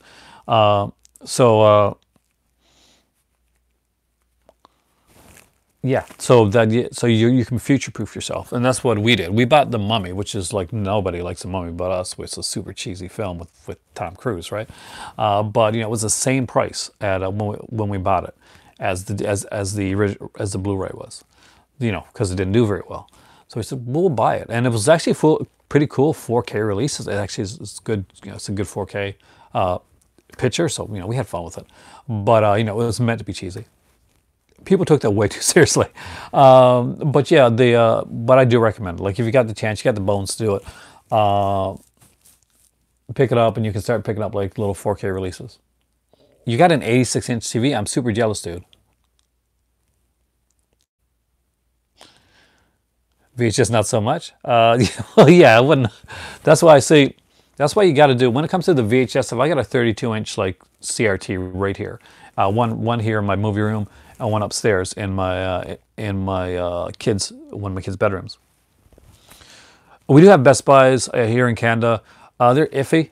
Like, there's an okay one. There's a really good one in Sydney. In Halifax. There's a not so good one in Sydney. Because I'm in Nova Scotia here. Now, what we do have is a place called what'd be a good size TV to get. A lot of people say like the bigger TVs. It depends on your, like, I'll be honest with you. 65 is perfect. There is the perfect size. So if you've got a room that can fit like a 65-inch, like I got a 55 to start out with, just to see if I was going to like it. And we were going to buy 65 this year because there's a 65 on sale, and it was like a 4K TV with Roku and all that type of stuff in it. But we're moving in 3 years, so I can't see me buying a new TV in the next couple of years, when I know I'm going to be buying a new one when I move over to Morocco, right? So that's definitely going to be something that I'm waiting on. We actually plan to buy a TV. We got our 4K last year, as you know, but we plan to like upgrade to 4K this year and take the other 4K and put it upstairs. And then we'd take one of the other, like the 3D TV that we got, and put it into the other room. No, not at all, actually. My better half is actually from Morocco. I know, like, got a list of, like, it's the dangerous thing right now. But it's not really. Like, there was, two people, like, two girls were killed in Morocco. And those guys were caught and carted off, unfortunately. But the thing is, I also live in Canada, and people get killed here all the time. You don't hear so much over in that area, actually. So especially if you're like if you're a tourist, that's kind of a rarity. So that's why you hear it so much. And then you get like lists like Morocco dangerous because a murder happened. Well, I got news for you. there's a reason I haven't been able to go to certain areas of the world where there's a lot more like shootings and all this type of stuff happening. But no, there's a lot of stuff happening all over in different places. I think but Morocco is actually a really nice place, and it's really laid back. Just ask, well, if they were still around, ask the Beatles or Bob Marley or Orson Welles, who spent a lot of time over there, especially in Essaouira. So I would recommend Morocco as a place to visit. There you go. That's my travel log thing. But yeah, no, we have like we've already got a place over there. We got like a condo over there, and we have a house there as well. So place that we frequently travel to. Just a little. If you're new to the channel, this is kind of like something to know. Did I actually lose a thumbs up because I mentioned Morocco on here? It's really cool. If you ever go there, Corey, and I'm there, you're welcome to crash. We got a great pool, like close by too. But yeah, her uncle, for like a Christmas present last year, bought us a condo over there. So kind of cool. You can. We'd make an awesome video too. So the only difference, like the harder part for me, yeah. I'm not. He very much is.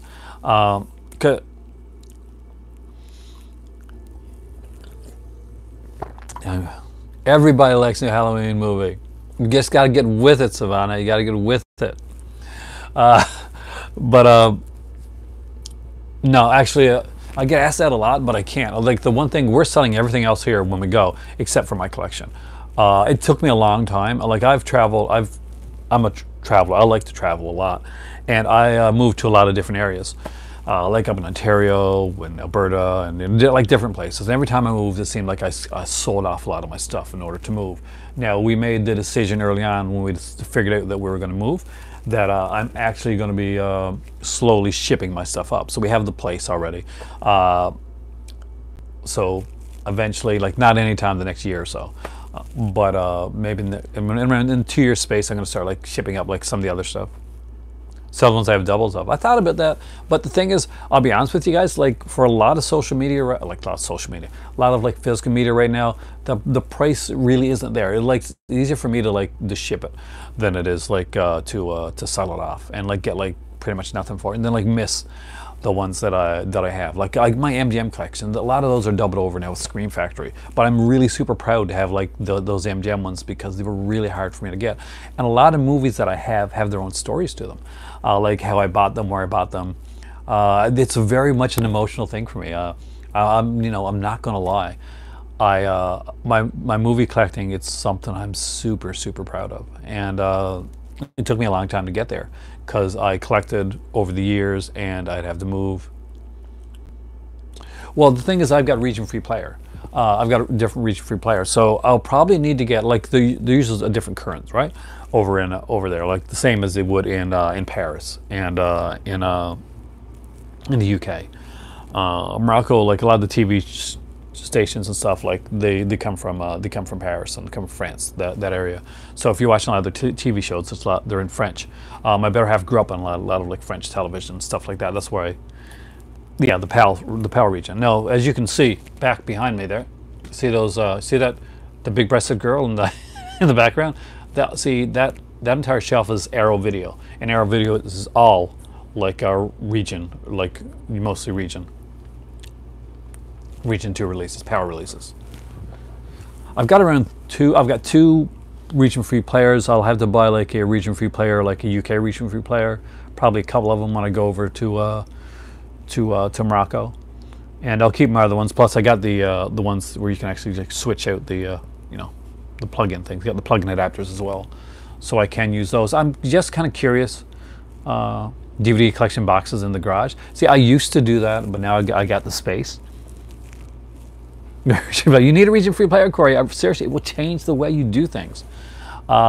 If you can find a Seiki in your area, SEIKI, they are region-free, and they have there's like a code you use, and if you ever get one, yeah, they have the Europower outlets. So it's different. The only thing I'm kind of curious about, and I know I'm going to need like different charger stuff. I've got like a lot of game consoles, right? And I've got these editions, and they run on different megahertz when it comes to the UK gaming systems. So that's going to be something that I may have to rebuy. And I've got like recently got the PlayStation VR. I'm hoping that because it's transferable at least. But even if I got to get a new PS4, or I guess PS5 will be by then. And maybe I'll have to buy new systems anyway. So there you go. But I got my Switch and all that stuff, and I'll probably have to upgrade a bunch of that stuff.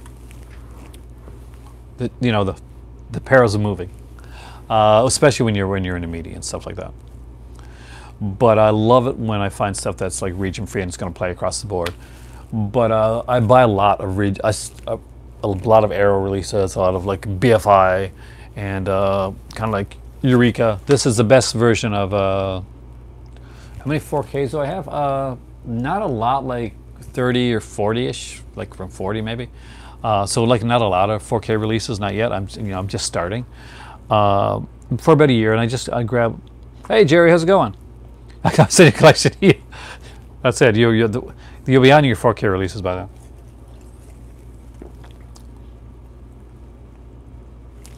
Yeah, another one I'm really excited about, guys, is Us, which looks really good. Jordan Peele's doing that one, and it's kind of like this freaky little film. I haven't got the Lion King one yet, but I like it. Us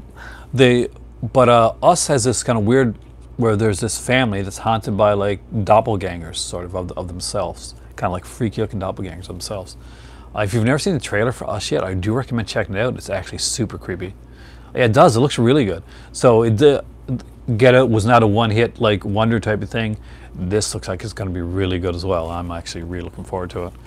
But yeah, this is one of the great UK releases there. Fright Night. They did an amazing job with that. This is one of my favorite vampire films of all time. They can't handle different hurts. I'm a huge fan of the UK. Oh, this one here was put up by Eureka. Eureka puts out like a lot of classic stuff. They put out a lot of like this stuff recently. This does have the "You're So Cool, Brewster" documentary on there as well. So you get the movie and you get the documentary. So all the stuff that came on the Twilight Time release that sold out, plus much more. This one's out of print. No, the one I think that you're thinking of that's out of print, and I've got it, is the Twilight Time release, but that's the UK release. So you should still be able to get that one, and actually fairly inexpensively as well.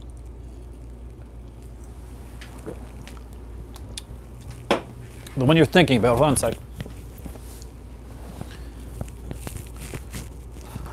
Here's the thing, and some people think differently, but for me, what I think when it comes to a 4K is that a 65-inch, fantastic, to get the clarity or whatever. But that's not all a 4K is, and I think this is where a lot of people like kind of mix it up. 4K is meant to be more cinematic and meant to look more like it did when it originally showed in the cinema. That isn't always going to mean like pristine clear. That means that's going to mean it looks more cinematic. One of the big things with 4K is if you're an audiophile as well, a lot of 4K releases have great, crisp, clear sound and some great soundtracks on there as well. So that's another reason to get like, yeah, HDR on your TV, you're good. That's the thing. I love the HDR. A lot of UK 4K releases don't have the HDR in them, and that kind of like bums me out. Hold on a second. One, two.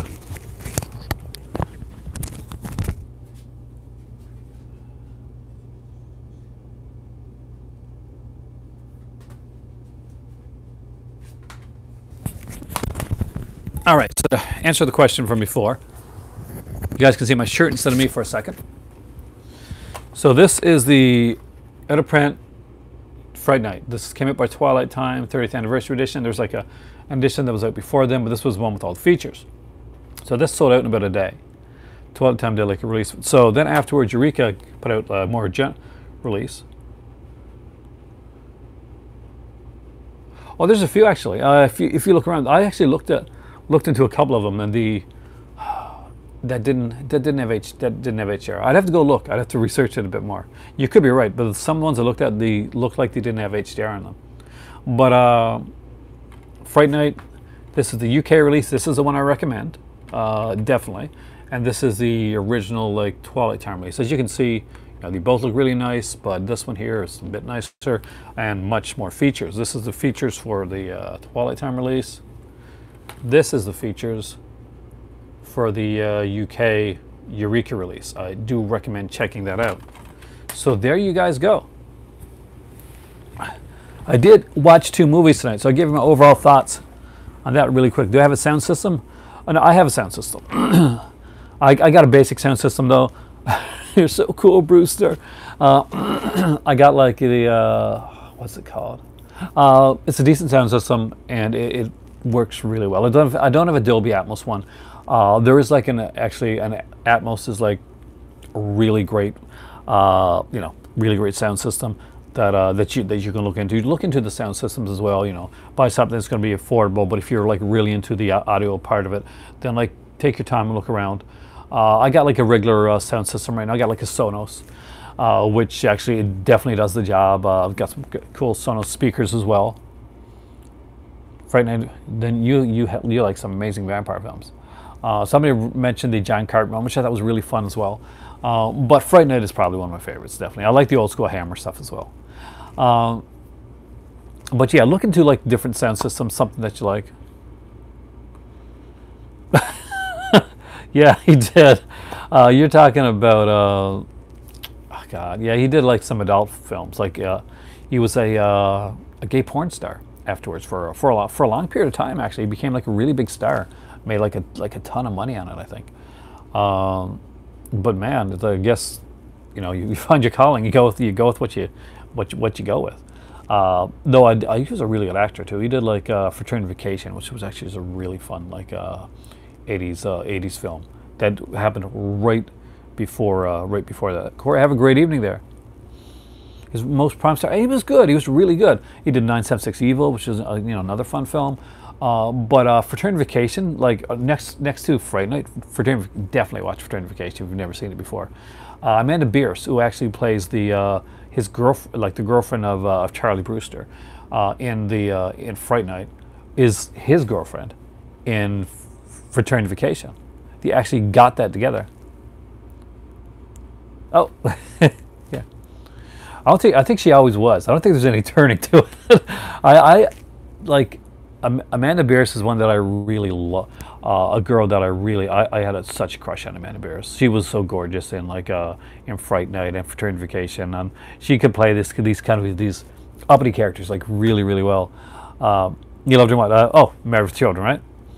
Yeah, she did a great job in that. But from my youth, like she did a bunch of things. I also had a crush on Ellen, and so back in the early Ellen TV series days. So yeah, I knew how to pick them. That's for sure. Enjoy your PlayStation. Let me know when you get your gamer tag. That's everybody has a tag on PlayStation. What is my tag? I gotta find out what my tag is. I'll let you guys know here sometime. Do I have the Pro, or did she get the Pro? I'm guessing she got the Pro. I got mine before the Pro came out, so I don't have the Pro. I got the PS4 though, PS VR, which was really well done. And I do actually watch movies on my on my headset. I just find it fun for that. All right, guys. So this has been over 100 minutes long. I planned to do a smaller, shorter one today, but I didn't realize how many midnight movies I had. Now, one thing I do have to say before I go, and that is I did go to see 2 movies today. We had kind of a date night here, me and my better half. So we went to see Spider-Man Into the Spider-Verse. Amazing, incredible film. I cannot recommend it highly enough. If you even have a passing interest in superhero movies or Spider-Man, it is great. The art style is incredible. The soundtrack is fantastic. They have an amazing voice cast, and it's really tightly written. So definitely, yes, please, yes, give some thumbs up. I would much appreciate that if you're in here. And the second movie I got to see after that was on the DC side. That was Aquaman, directed by James Wan. Definitely the best saw Aquaman earlier. Definitely the best of the DC movies so far, right up there with Wonder Woman.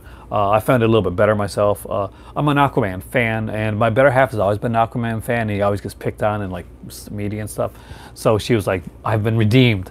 It's a gorgeous film. It's beautifully, like wonderfully visually stunning. Aquaman was one stunning film. We watched it in like 3D. It's just gorgeous and bright and beautiful. And Jason Momoa was perfect for the role. Everybody was well cast in the film. Patrick Wilson, of course, was in this as was the bad guy. And of course, there's another bad guy in it, which I won't talk about. But he's shown first. Really did like it. I thought they did a great job. That it wasn't perfect, but as far as the DC movies have gone, this is the best one that I've seen so far. Of the new, like the DC EU, or I guess the EU, is it even the EU anymore? Dolph Lundgren has had two big movies this year. He's had he's had Aquaman and he's had Creed 2. So he's definitely on a roll right now. Like Nicolas Cage does the voice, by the way, in the Spider-Verse. He's perfectly cast as Spider-Man Noir. And if you're like a comic book fan, then Spider-Man Noir is kind of this hard-boiled film noir like version of Spider-Man, like done with in black and white. And the noir character, actually is in black and white. John Mulaney, great comedian. He's actually in it as a Peter Porker, the Spectacular Spider-Ham, which is actually a really big. Do I like Mandy? I got to get through it. I love what I've seen of it, and I'm a huge fan of I like that director. Beyond the Black Rainbow was not as accessible. I'm finding what I've seen of Mandy has been more accessible. And the thing is that I start to watch it, and I always got to end up I got to go somewhere, or I end up having to go to work. I heard amazing things about it. Bird Box is another one that people talked about recently. It's what people call kind of a dumbed down, quiet place type of thing. I haven't gotten to watch it yet. Yeah, it is really nice to see him get some recognition, because he deserves it. He's a much better actor than he's given credit for, actually, and he does a good job. But yeah, the last one I heard about was Bird Box, and I've heard people have been ramping it up, but it's I think it's going to be one I'm going to find okay, but I don't think I'm going to find it any more than okay. It's got John Malkovich in it with Sandra Bullock, I think, but it's pretty much a dumbed down quiet place is what I've heard. But it's a fun thing, and it's free. It's on Netflix. Why not? But no, Aquaman, fun film. Had a blast. Jason Momoa is great in it. He's just having a blast making the movie. He's having a lot of fun. Amber Heard is gorgeous. And Into the Spider-Verse, maybe the best superhero movie I've seen this year. Right up there, definitely up there. And Black Panther and Infinity War came out this year, which were two amazing films. But yes, definitely, if you've never seen it, check it Into Spider-Verse. James, you can hit me up if you have any more questions. I'm always on Facebook about 4K. When you're going into it, let me know, because really super excited to find out about that. I gotta pick your brain on something. So everybody, thank you so much for coming in tonight. This is the movie library for anybody. Watches Andrew Bullock, then you're really not gonna watch Bird Box. Then I'm gonna go I think now I'm gonna grab a cup of tea, and I'm gonna watch that interactive ask away. Yeah, definitely do so. I got something to tell you, James, in a second.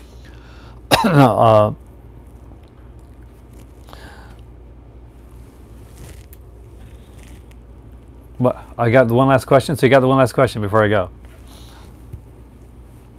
Because after this, I got to put away all my MGM movies. Then I'm going to go up and watch that interactive film on Netflix. The one for the new Black Mirror film. That's like where you choose, make the decisions, where you choose. But we're typing the question. I'm going to say this: I am Aaron. You guys are the movie club. You guys are fantastic. You're incredible, and I could not do this on any type of basis without you. I'm going to try to make these videos as much as I possibly can, and much more consistently. In the future, I'm going to be keeping on doing my live streams that I've been doing here on as many as I can. But I'll be doing some pre-tape stuff as well, because I want to add some more content onto the channel. Some maybe with my better half, and just some type of reviews. But when I do an unboxing, we do any of that type of stuff, I'm doing it going to be live right here. I guess the person went that was going to ask me the question. So thank you guys so much for coming in tonight. Have a great evening, And for me right now, my voice is almost gone. I work tomorrow, which really sucks, but it is now time for tea. If you're still there, I apologize if I didn't get the question, but come in next time around and definitely ask me, because the door's always open. Have a great evening, guys.